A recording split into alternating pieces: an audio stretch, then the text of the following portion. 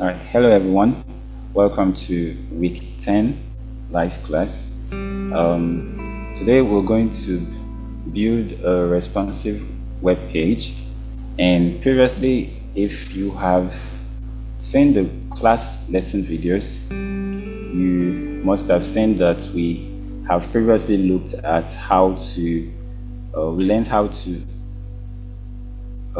use the viewports and the grid view to make our page more responsive, and also we learned how to use CSS to style the layout, the HTML layout, to enable our page to also display have a responsive design.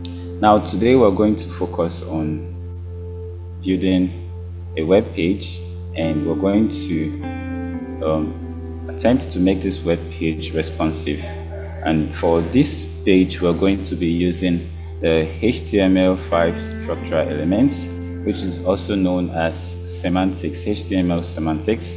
And we use these elements to structure our web page in the best way we can have it styled. And also the HTML semantics helps us to structure the web page in the simplest formats. If, let's say, we do not want to create something complex and we want to just use the basic formats, the HTML semantics can assist you with that. And also, if you want a complex web page, if you're building a complex web page, we can also use the HTML semantics too as well. Now, there are different ways we can use these elements, and today we're going to look at them properly.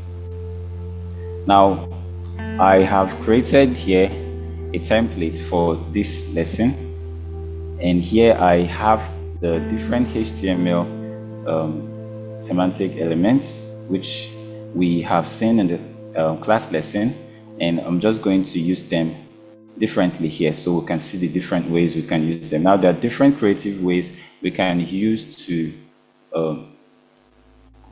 this semantics to create a very good web page. Now, it all depends on your specific design, what you have in mind. So I have here the different elements which we'll be using for this exercise, and also I have created the styles that we are going to use. Now, from this CSS, you can tell that I have the same grid column layout that we have already treated in the live class lesson, and I'm going to explain a little bit on that before we continue. So I already have this written just to save time, but I'm going to give a little summary of the whole layout before we continue. All right, first let's look at the HTML semantics, and the first element we have here is the header. But first, before that, I want you to also understand that I have just the viewport meta tag here because of the purpose of the viewport meta tag, which it's going to set the initial scale of our screen to the initial zoom view of the device, whatever device that the page is going to be opened in. And also the width is going to be the same, the exact width of the device as well that is going to be opened in. Now, we have previously looked at the viewports and the use of the viewport meta tag. Now we're going to also look at the grid layout, which we're going to use to make this page responsive today. All right, so first I have the header element. The header element, basically, it's just like the name says, which is a header, but we can use this header element on any part of the web page. It's proper to have the header before the rest of the elements because it's a good structure, it's a good way or a good practice to use the header to have content like logos, to have content like the heading of the page. So it depends on the page you're designing.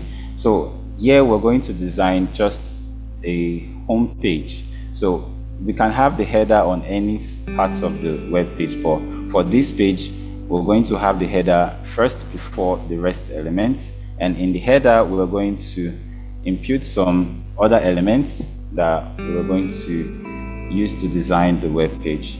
Now we also have the nav element.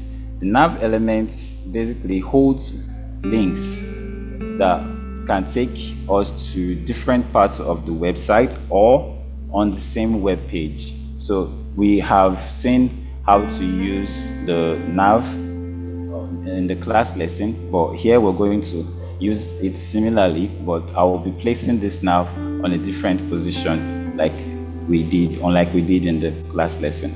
And we also have sections. Now sections, I look at sections, personally I look at sections like rows on the web page. Now sections can be anywhere. We can have multiple sections on the web page.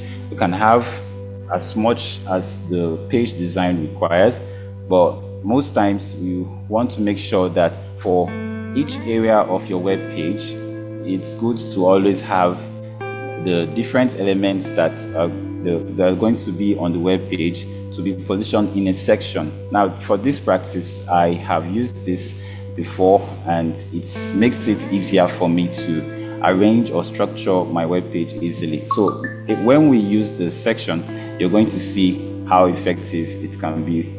And for each, I used it mostly for rows.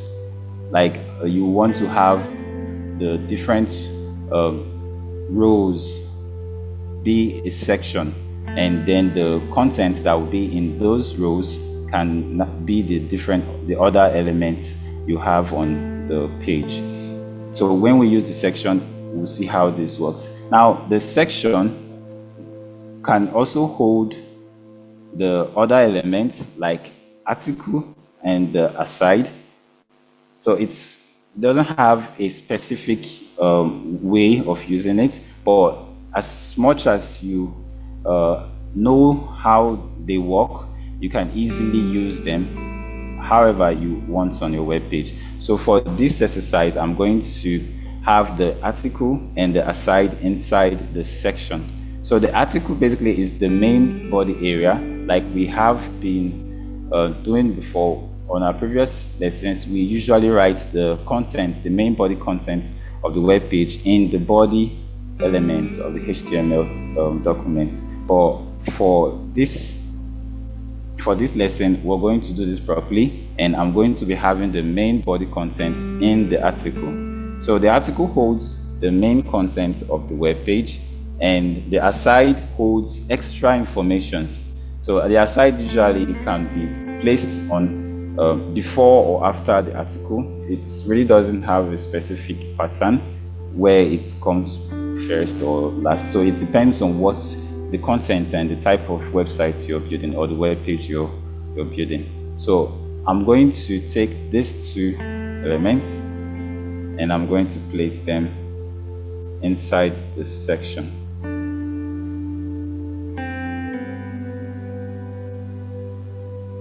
I might not use the aside, but I'm going to do this just so you see that it's a dynamic system where you can decide to place them wherever, as long as you understand the function or the purpose of these elements.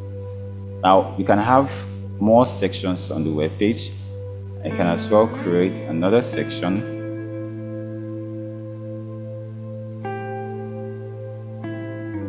And on this section, I would not use the article or the aside. Now remember, we also have elements like the div, which you can use to hold content. So the divs could serve as containers for content as well. So you can use the div along with these HTML semantic elements. Now I have two sections on this web page. Now I also want this navigation element to be inside the header.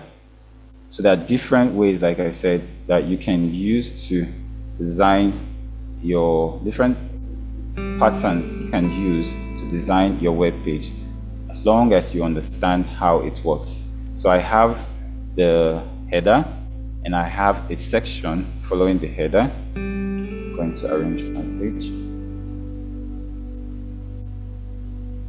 And I have article and aside elements inside the section, and I also have another section which will hold another content I may decide to use or to include on this web page. So now we have a structure, and the next thing we're going to do, we're going to build on this structure, include content, and also style it. Now this, first of all, makes it easy for you to start working on your web page. Now I already have an idea the kind of web page I want to build here, but to make it easy, I have already created this pattern in a way that the only thing left for me is to include the content and then style the content the way I want. So I'm going to be applying styles and adding content to these elements.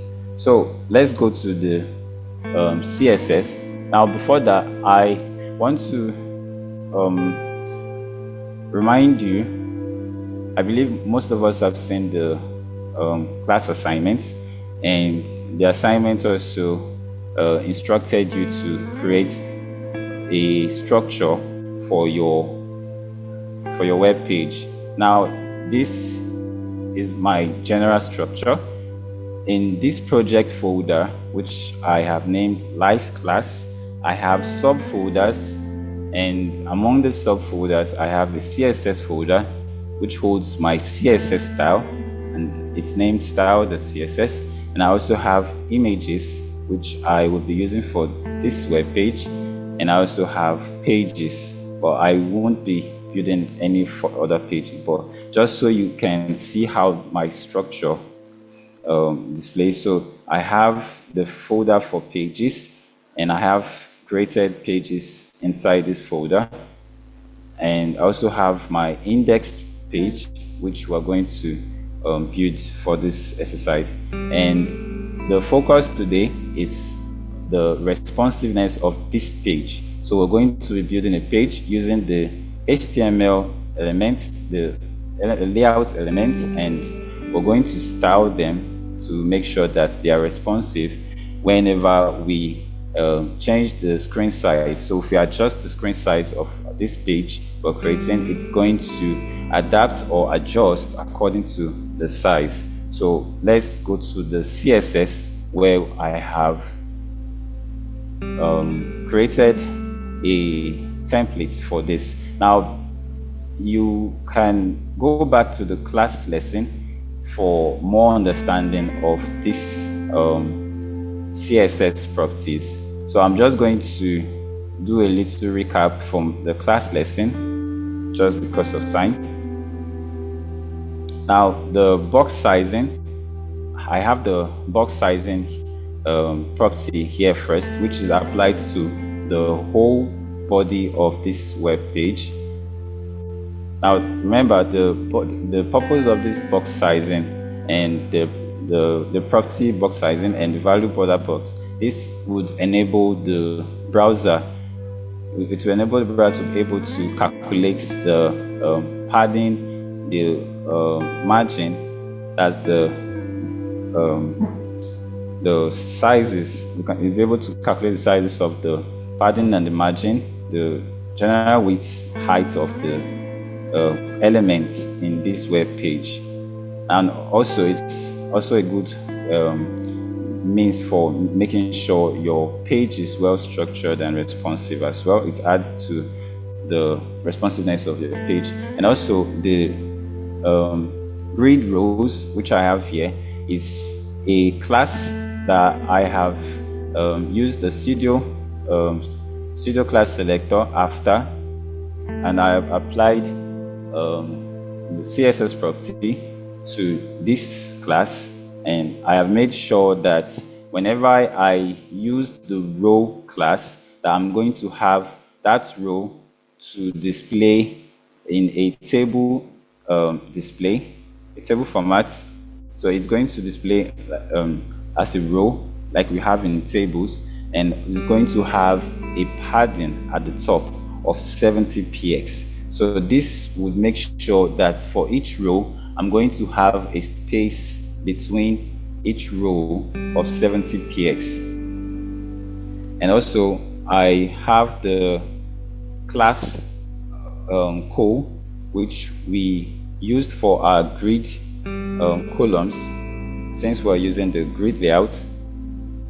And I have the class styled here, and I have imputed the properties float to make sure that for each code I used, it's going to be float to the left. So if I use the different columns I have here, the initial position is going to be float to the left as much as I add more columns to my rows. So it's just like we did on tables. We have the grid layout. It's like we have a table that has columns and rows. So we are making sure that the web page is displaying in a well-structured format like we have in the tables. So we can use the rows for to make sure that each content we impute in the web page is displayed properly and do not overlap or display scattered on the web page. So it's going to make sure that they come according to the row we place them, and also the columns too as well. That takes up the width of the screen. So remember we have the 12 columns, which makes up the width of the screen, and I have here the different columns that we'll be using on the web page. So I'm not going to take time to explain the whole of this over again. So I'll refer you back to the class lesson where it was explained exhaustively. Now I have set my media screen to have a mean width of 600 px. Now this means that if the screen reduces below 600 px, which I have here, so if the screen is reduced below 600 px, it's going to load the first PSS property, which I have used here for the core classes. Is going to load the page, each row to be 100%. That's each column is going to take a screen size of 100%. That's for each column I have on the web page. So this means that if a column is taking 100%, it means that it's going to take the whole space of the area it's being imputed. And if I have another column, it's also going to take another space of 100%. That's the whole of the width of the screen. So this is for the mobile devices. And once the screen is increased above 600 px, then this grid layout is going to be applied to the screen. So for each column I use here, would take this percentage of the screen, just as I specify on the web page. So when we use this in this exercise, you're going to see how it works properly for better understanding. Now I want to start imputing contents into this web page. So we're going to start from the header, and for the header we can have other elements, other HTML elements. We can have elements like images. We can have elements like video. That's the different media type of content. So we can as well also have headings as well. We can have text. So it depends on the type of web page or website you're building. So you specify what you would like to have on your header, because it's going to be displayed at the top of the screen. So whatever you would like to be displayed on top of the screen can go into the header. So for this exercise, we're going to start with the navigation. So I want to have navigation links at the top of the web page. Now, for my navigation links, I'll be using ordered list, which is the UL tag, and I'm going to have several lists, which will be my links at the top of this web page. So for our first link, using the anchor tag,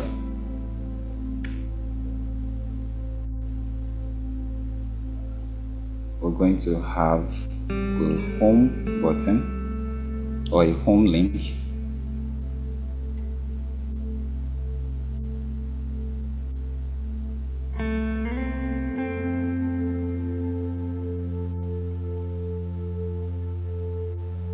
Next, we want to have another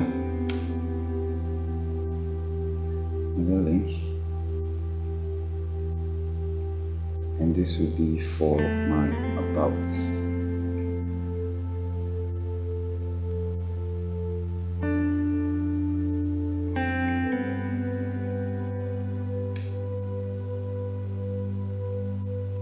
And for my last link, I'm going to have contacts. So you can decide to add your links to any part of your web page, but for this exercise, I want my link to be at the header, which will be at the top of the web page. So I have 3 links here, which is going to take me to home or about or contact if selected. So this is what I'm going to have in my header. And next, we want to also have content in the section elements. Now the first element here I have is the article, and now we're going to have more context on the article. But first, I want to use the side nav. I want to have a side nav on this web page, so I think I would have another navigation element here. So let's have another navigation element that we're going to have as our side nav.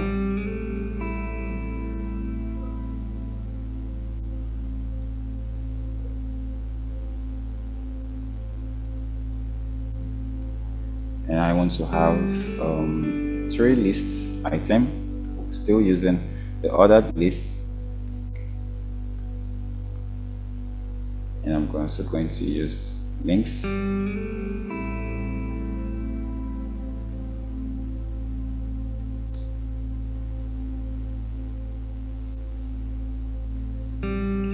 Now, I don't have where this link would go to yet, so I'm just going to name this link 1.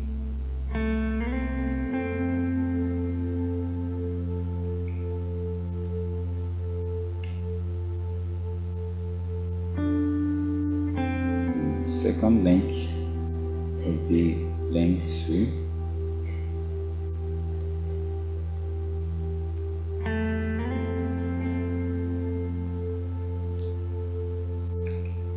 Also a third link, a third list item, sorry.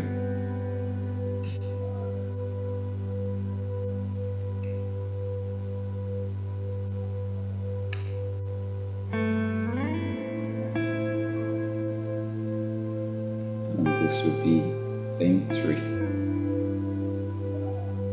Now I'm going to style this in a way that the link items will be the nav items will be displayed at the side of the web page. So this will be my side nav. And next, I want to have the main content, which will be in the article.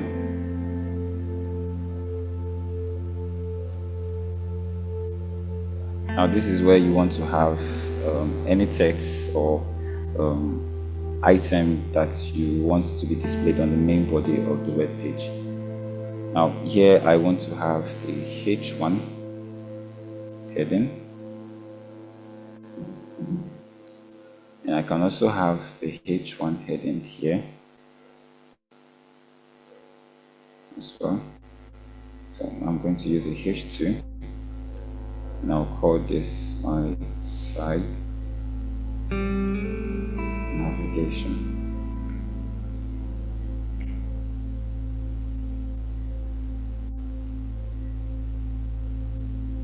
And here I'm going to use the H1 heading, and I can, let's say, welcome to my web page.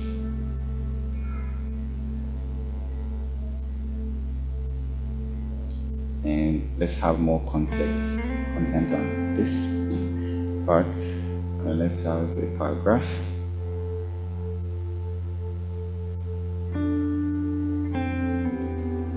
Say this is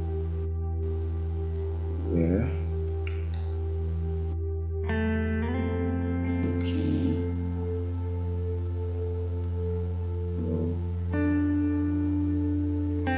welcome informations. Now we have some contents in the article, which is going to serve as the main body of this web page.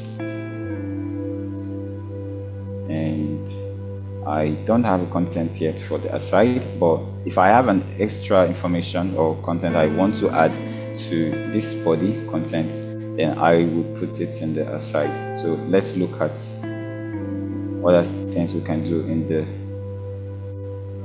next section. And in this section, I want to have an image.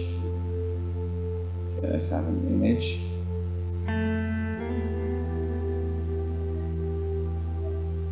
I'm not going to add an image yet. I'm just going to leave this as a placeholder. Then we are going to start looking at how to style these elements properly. So what we have here is the template. We just have the content, and we haven't styled any of them yet, and we don't have the responsiveness applied to the content as well. So let's start with deciding how we want to design this web page. So first, we want to look at the header again.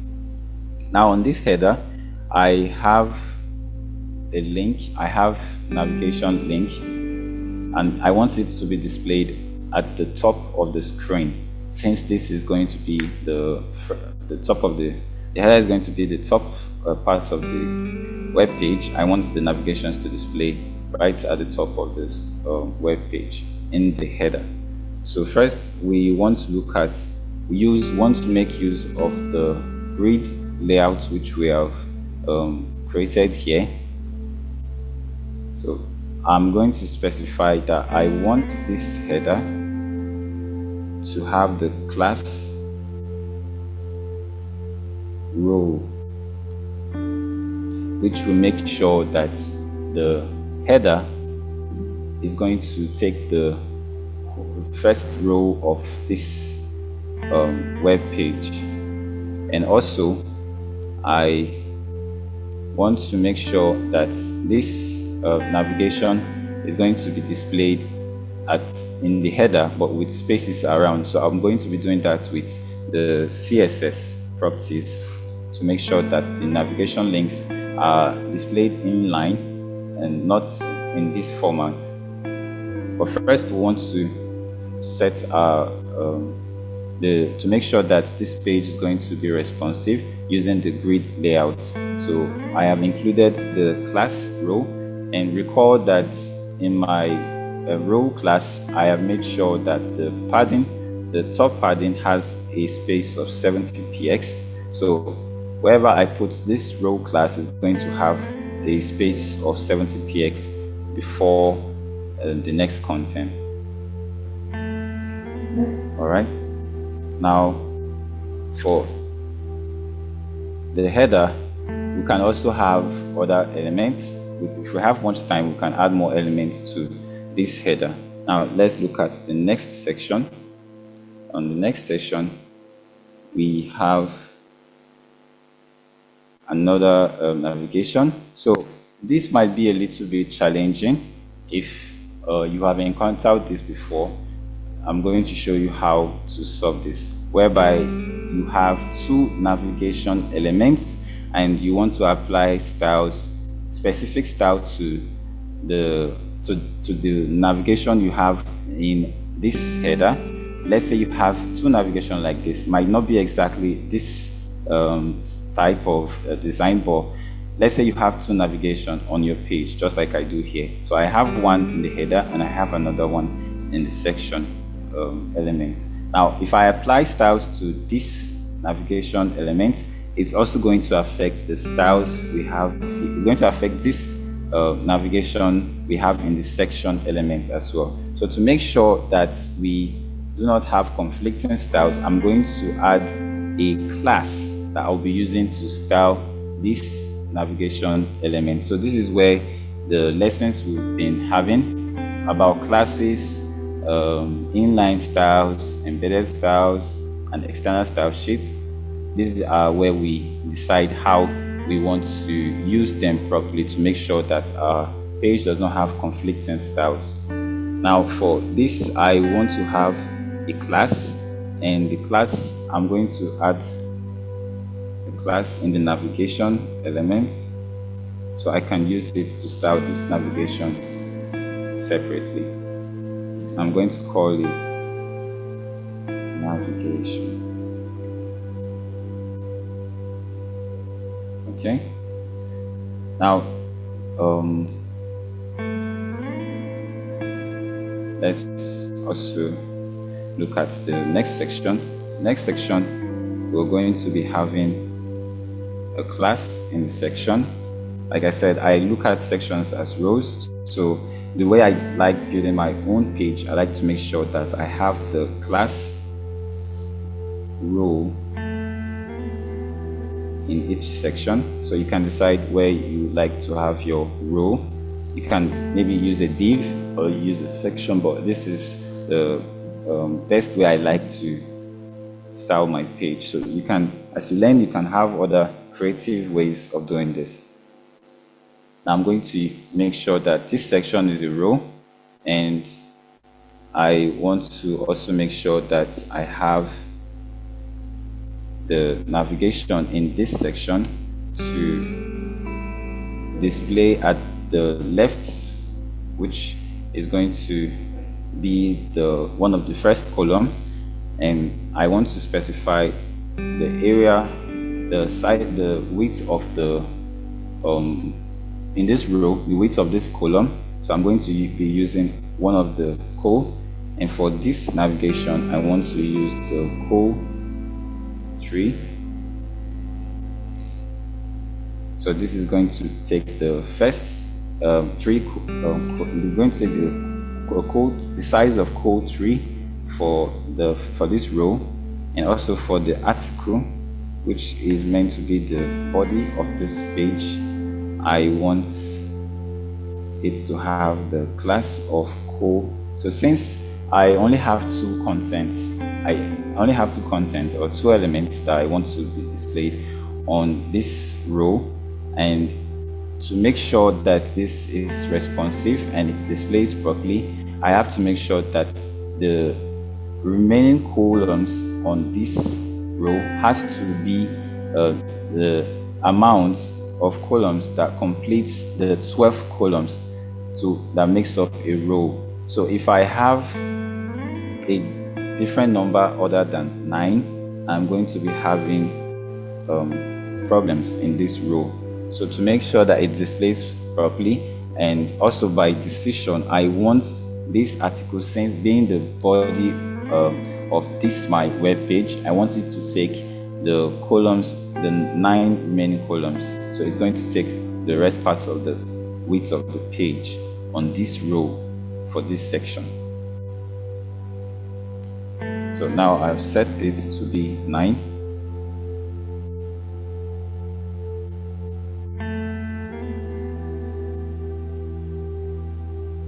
And for the last section, okay, I placed the image in the wrong. Okay. So for this, since I'm having an image, I am not going to apply any rule to this yet. So I just want us to see how we can make the web page responsive using the grid layout. So I'm going to refresh my page and see if this makes any. Okay, I haven't added my style sheet to my head here.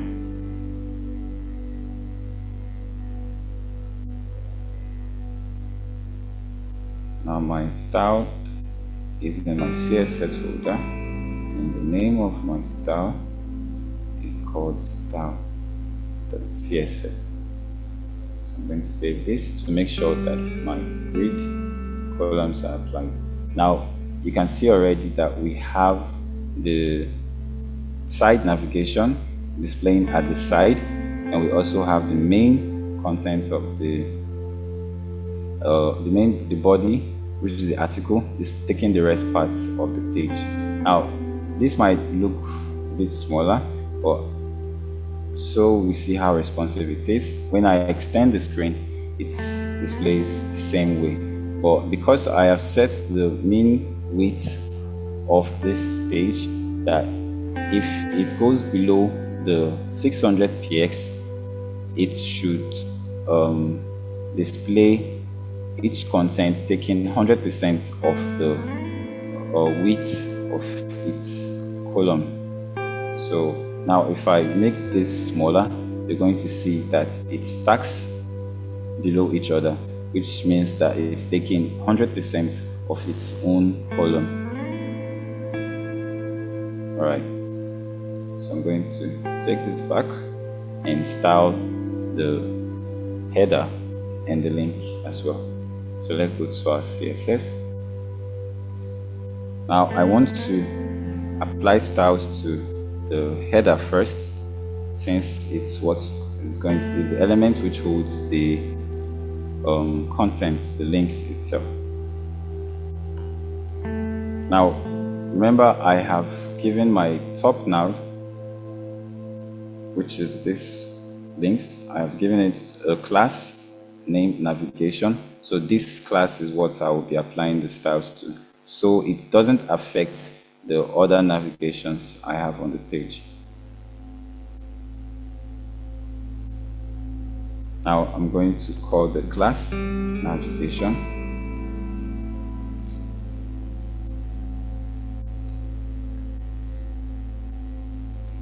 and apply my styles to the navigation. Now I want the navigation to be fixed on this web page, so I'm going to use the position property and use the fixed value to make sure that when I scroll down on this web page, I am still going to have the navigation links displaying at the top. Now this makes it easy for accessibility as well. So let's say I'm going to have a very long page and I don't want to start scrolling back to the top before I go to maybe the about or home or contacts page.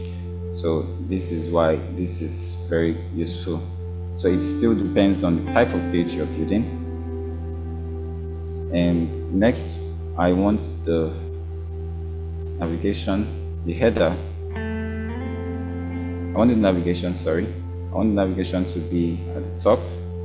And I'm going to set the value. at the top to 0, so there are no space before.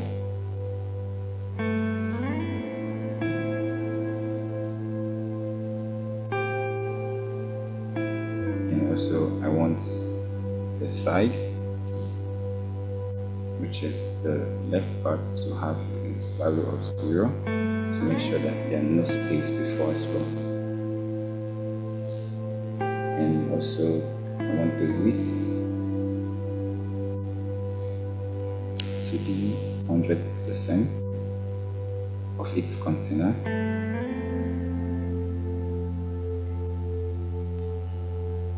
And I want it to have a background color.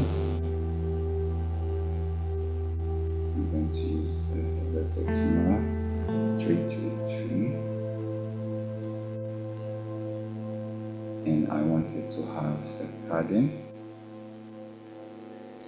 The top and bottom should be 15px and nothing on the side.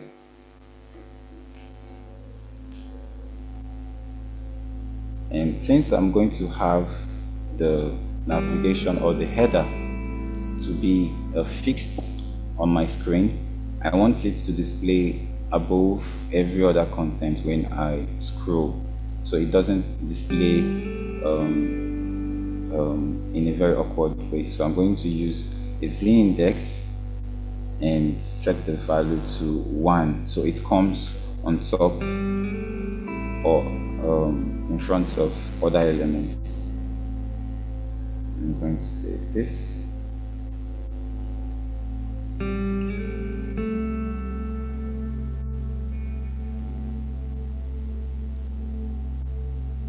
And see how it displays. So now we have the header displaying with the styles that we have set. So it's not displaying properly, but we're going to add more styles to this to make sure that the page looks good. So next we want to apply more styles. Let's work on the navigation links, and on the navigation link I want my navigation lists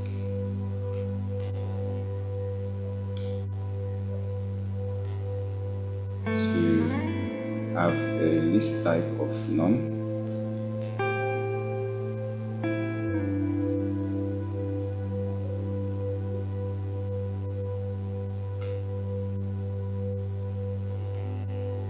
And I want the margin to be 0.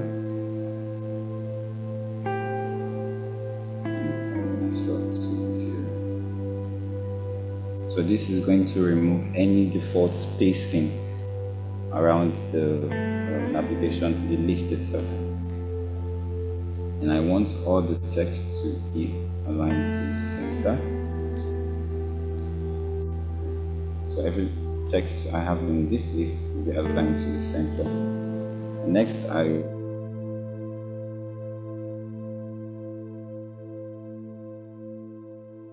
want to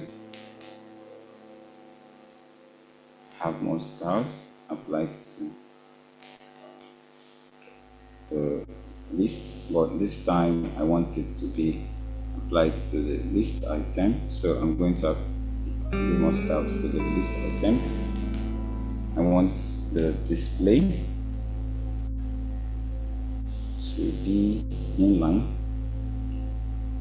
so it's not going to have this block display which we have here. And I also want the margin,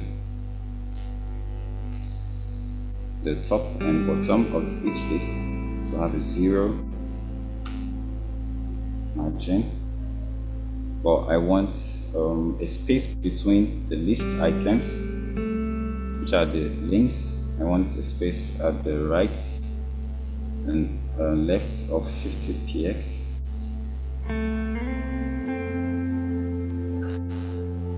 This is going to have a space of 50px between each list item. And I also want, okay, I think is enough.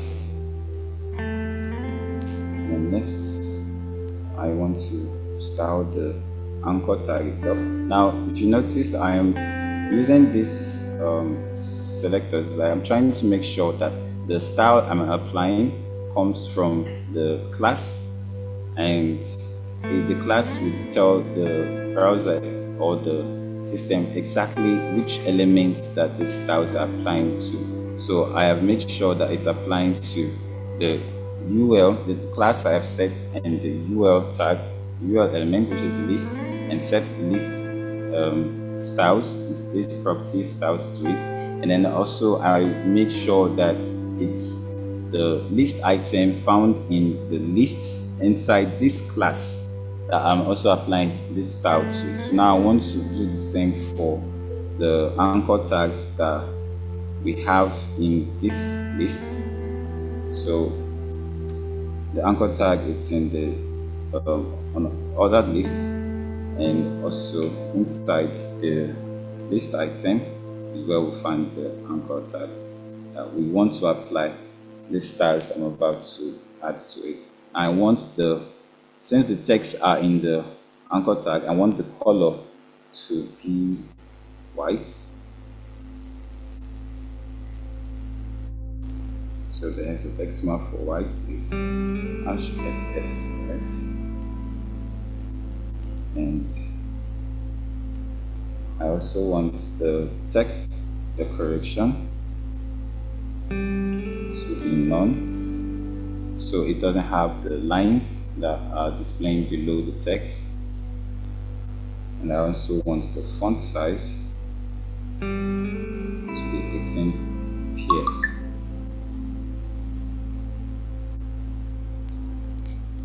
So I can end it.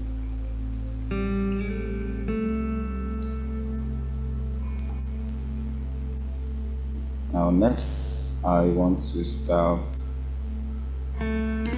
the pseudo elements. So when I hover around my list,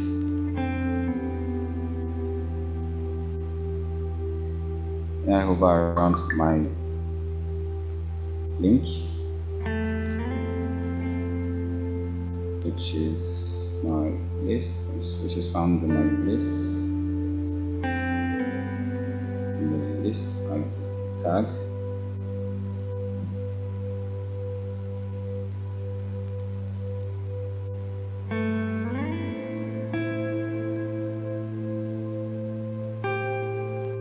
So I want the color to display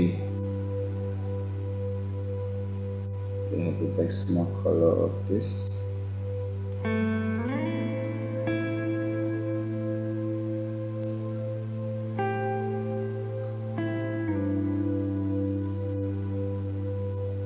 Okay, so this is where I'm going to start with the studio elements. I believe you can go back to your class lessons to recall how we styled the different studio elements that we have for the anchor tag. So this is enough for the list. Now I want to style I haven't added something to the page.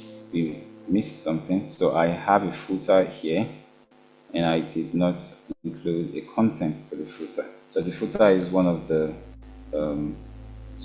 elements we use to structure our web page, and to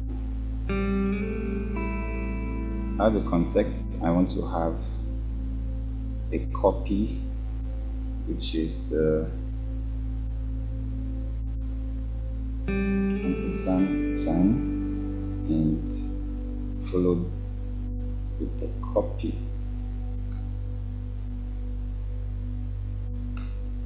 And I'm just going to say on page. All right, save this. Come over here and save this. Now you can see that the properties, the CSS properties we have applied, has been able to position the link the way we want. And now, because we use this type of selectors, we have now been able to prevent these styles from affecting the other navigation link we have on the page. So you can see it all depends on how you want your page to display, the design you want. So you can play around this and make sure that what you're having on your page is the idea or the exact requirements that is required of that page. So there's always a creative way you can come up. There's no specific style to do this. There are just different or numerous according to what you want and what you can come up with. So you can always have this style differently when you're starting your own page. So you can see every property I have applied to this link is displaying properly. When I hover around, I have the yellow color, and when I don't, it goes back to the default color, which is white, that I've selected to in the star. Now we have successfully created a page that isn't completed, but with the use of the grid layouts, we have been able to create a page that is responsive. When we adjust the screen size, as you can see, it stacks and does not overlap. Now we can add more styles to this page, but because of time, I'm just going to apply a few styles just to make sure that this page displays properly. So let's include more styles to this page. Now we can decide if we want to add a logo to the header, for example. So here I have the header, and inside here I can include the image tag, which we hold a logo. So I want to show you also that how the fixed header is going to display on the web page when we scroll. So I'm going to apply a style to the footer as well, but let's include an image.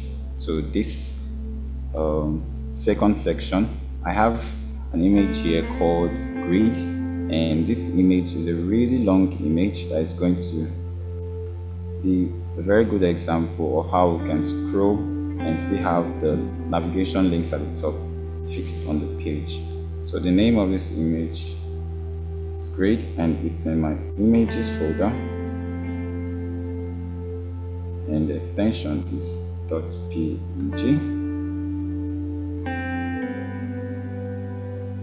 I'm going to save this and see how this display. Now you can see that because I have not applied a responsive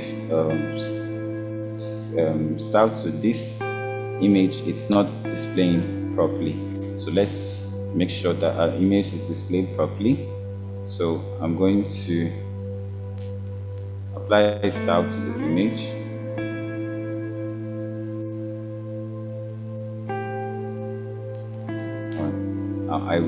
First of all, I want to give the image a class I'm going to be using to style this image, and I can decide to put the class inside the image tag, or I just put it here. So for this class, I'm going to call it large image, since it's a very large image. Now I'm going to call this class, which is large image, then apply my styles to the class large image. So first, to make this image responsive, I'm going to set the width. It's the width of using the max width and the value of 100%.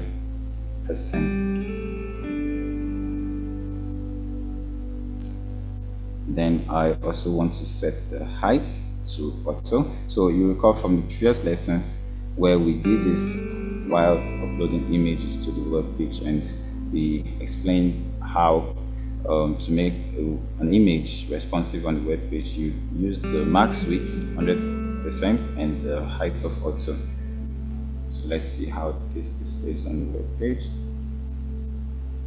Okay, it seems to be a problem. Okay, yeah.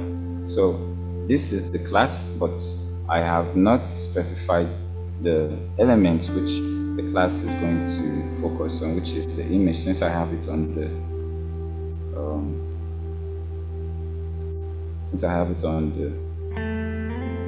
section, and the element is img, which is the image element, and inside the section which I have given a class called large image. So I have included that to the class, and see how it displays. Now the image displays properly, and if I increase the size of the screen, you can see it adjusts according to the screen size.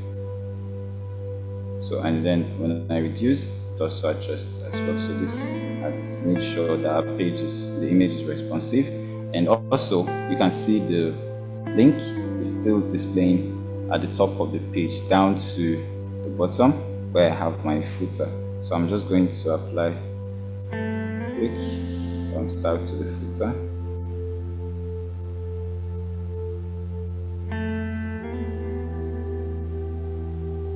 For the footer, I want the text to be aligned to the center.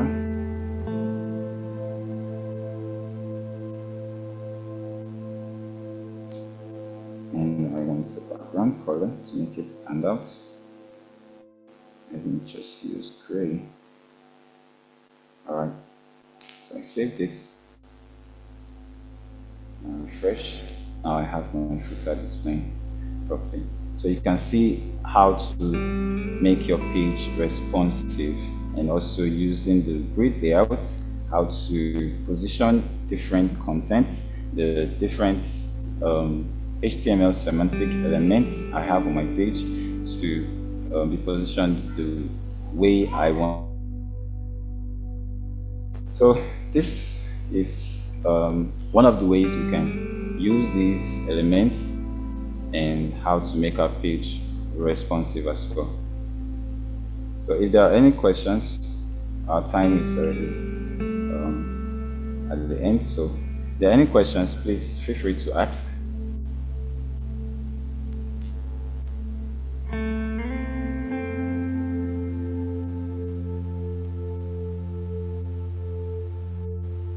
All right. In absence of question. Good evening. All right. Good evening. Okay, I was thinking that the side navigation will be on the side, kind of. Okay, the side navigation. Or you want it to be fixed as well, because it's at the side. Or is it because I can as well add colors? Or is that what's? To make it like a scroll bar, something like that. Oh, okay, like a scroll bar. Yes, you can do that. So you see, there are different ways you can do this, or you can make that a scroll bar. There are also specific properties that we can have on our HTML page to make this like a drop down or a scroll. So it depends on how you want it to display. But if you say you want it to be fixed, so whereby if I scroll on the web page, I still have it being displayed, right? That's what you mean? Did I get it correctly? Yes, that's what I mean.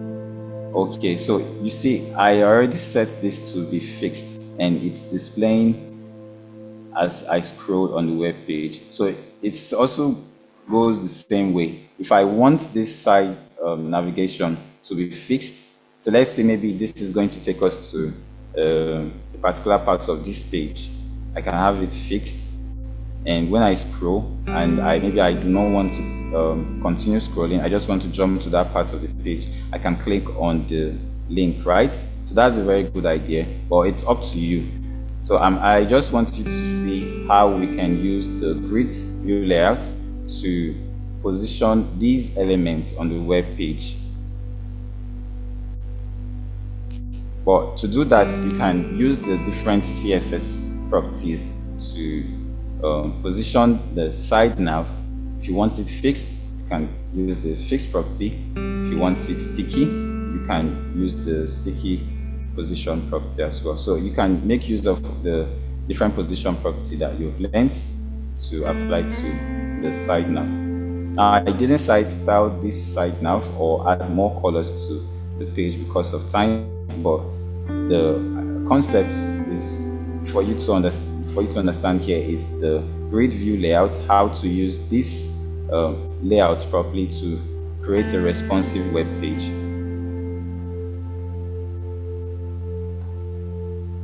Is that okay?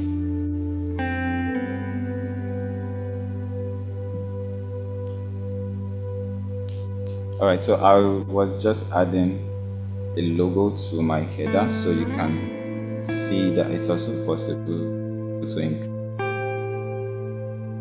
include images to the header as well. And then I have the logo, but it's a very large image. Then to make sure it's responsive, I can as well apply styles to it. So I do not want to take much of your time, but this is good enough for you to understand the layout, how to use the layout to create a responsive web page. So if you have more questions, you can always reach out to me on the class WhatsApp group. All right, so I wish you all a lovely weekend ahead and success in your assignments.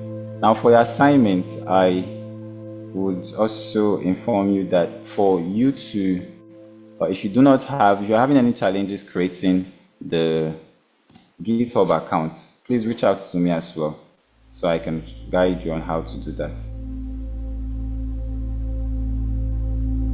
All right, bye everyone. Thank you, bye.